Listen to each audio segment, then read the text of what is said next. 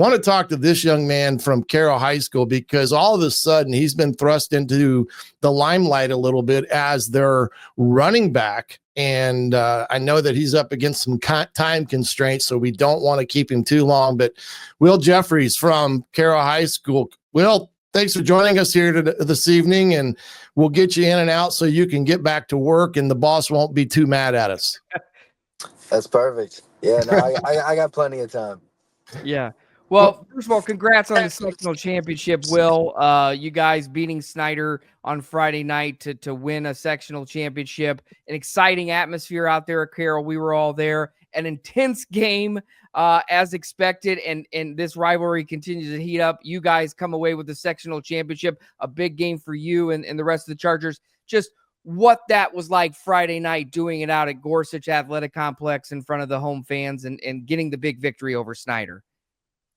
I mean, it was just great. I mean, Snyder's a great ball team, and just going out, having it be a close game, and it's hard to beat a good team twice. And so just to pull away and make it to regionals, it's great. Sure. The second time around, what was it? I mean, what did you guys apply? I mean, a big part of it, I think, has to be you being added to the running game in the last couple of weeks. 375 yards in 3 games so far. 374, 124 per game. 5 touchdowns, all within the last 3 weeks. That added wrinkle. Where did that kind of come all about? Is that something that you guys have been sitting on most of the season? Talk me through that without giving too much away of the playbook, but just the conversations that, as you as a senior, adding you into the mix on the offensive side of the ball. It really just started with our running back Nate Starks. He went down with an injury, and Coach Dinan he came to me. He was like, who's the guy that we know that could run the ball? And so I learned the plays, and not to give away too much, but just learning the plays, and I got put back there. And shout out to my O line and my blockers, and it's been good. It's been going good. Yeah, that's the one thing that I noticed on Friday night. And what a really good running back does is he makes his offensive lineman right. And I think that you have been able to do that, as well as Starksy and all of those running backs that you have, Green as well. But you run the ball very hard. And I think that extra effort has added a little bit of punch to your offense so that it's not always put on Jimmy Sullivan's shoulder to be the running back as well. But talk about, the fact that you guys were able to win ball games, not at 100% strength with Jimmy and his situation. And now that you get a chance to head on over to Crown Point to take on a team that's undefeated, what do you think it's going to take again this week to get yourself in a position to get a road win in the regionals, which is never an easy task? Yeah, that's so true. But we just have to be firing on all cylinders, offense, defense, and special teams. I was watching film earlier, and they do this weird field goal PAT lineup. So our special teams is a very important part of the game. Offensively, we got to be able to take care of the ball, run it, establish the run game, but also be able to just pass the ball and have Jimmy do what he does, Jimmy football. The other thing that, I thought was a pretty good testament for where you guys have started the year at on the defensive side of the football.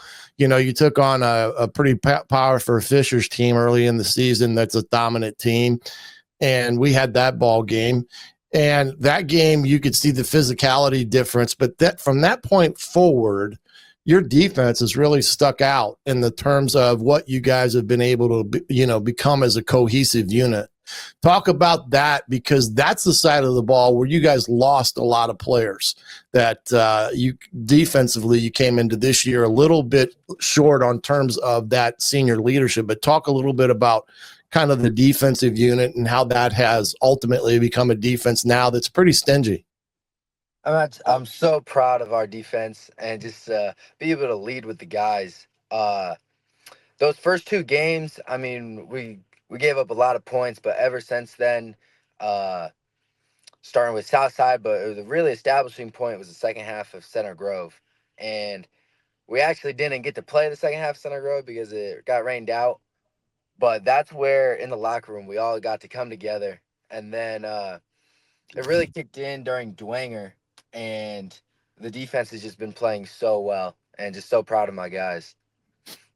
Yeah, we're seeing some clips here. I think is some of your highlight clips as the year went on, and I think the one thing too in the playoffs that's valuable, really important is what you talked about earlier. Special teams was number one, but of course,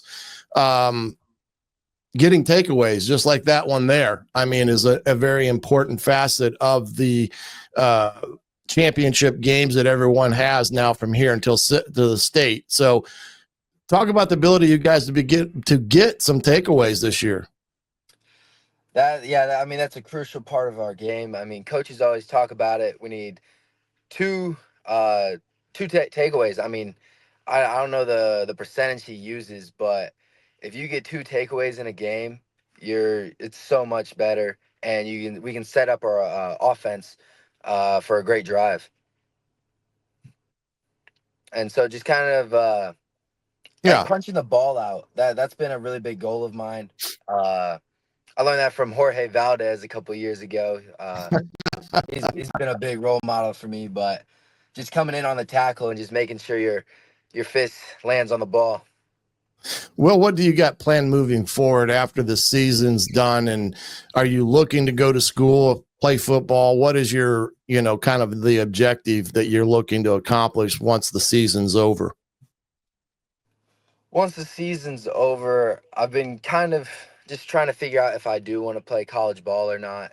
And I got like 5 offers right now, but really only one that I've been looking into has been Wabash. I just did a try-in visit the other day, but Wabash has been it's been a good place. Shout out to CJ Ramsey. He's been trying to recruit me. Really nice guy. But all men's college, kind of far, but go play some ball up there or down there. Yeah, it's a very tradition rich program. Absolutely. And if you have the passion and want to go on and continue playing, it's like I tell guys all the time. There will be a spot for you somewhere, whether that's, getting scholarship money or having the opportunity to go at a small liberal arts school to go play football. There's opportunities out there for you. And if you have a passion to do that, then by all means, I think you should do it. But I want to thank you for joining us here this evening. And we wish the Chargers the best of luck heading up to Crown Point this Friday night. And one thing that people want to make sure of is checking the start time of that game and understand that I believe Crown Point is an hour behind us. So understand that there are some time differentials involved this week versus Carroll and Crown Point. Will, best of luck on the rest of the way. Hopefully get you again down here in the semi-state and maybe finish up Turkey weekend down at the Dome and seeing you guys chase another state title. There we go. Yeah. Hey, Well, tell Cam Rubel I say hi. We've been friends for a while. Okay. All right. He's up next. We will certainly pass on the message. Yeah, Will Jeffries from Carroll High School, running back, linebacker. Thanks to his employer for joining us. It looked like he was in the parking lot. We won't divulge where he works because I you don't want to get him in trouble. Yeah, you know what I mean. So, great kid, fantastic player, and has really come on, coach. In the last couple of weeks, we showed it.